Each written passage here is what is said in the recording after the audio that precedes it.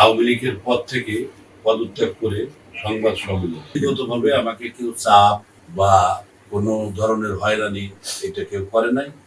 আমার শারীরিক অসুস্থতা এবং আমি এটাই করছি, আমার সাথে সবাই আমাদের দ্বারা একসাথে করছি, কাউকেই আমার জানা মতে কোনো চাপ করে নাই। এরা স্বেচ্ছায় এই পদ থেকে পদত্যাগ করেছে। আমি আব্দুর রহমান মীর, ২ নং পাশাঘাতি ইউনিয়ন আওয়ামী লীগের সহসভাপতি।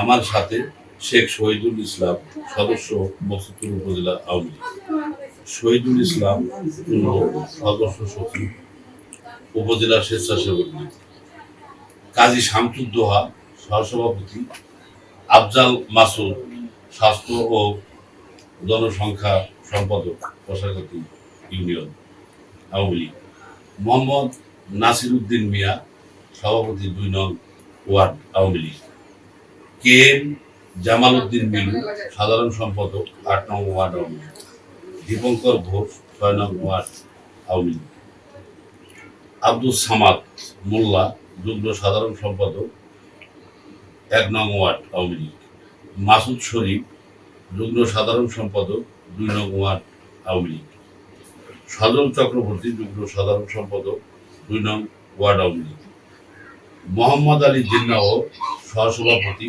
১ নং ওয়ার্ড আওয়ামী লীগ, মোহাম্মদ জামাল শেখ সদস্য কোষাগাতি ইউনিয়ন আওয়ামী লীগ, জাকির মীর সাধারণ সম্পাদক ১ নং ওয়ার্ড আওয়ামী লীগ এবং আফজাল আলিম খান সভাপতি কোষাগাতি ইউনিয়ন কৃষক লীগ।